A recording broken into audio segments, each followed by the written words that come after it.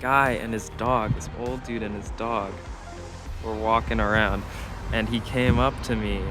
He came up, he goes, "Hi," and he's got this massive smile on his face, so I can tell he's like kind of interested about what's going on.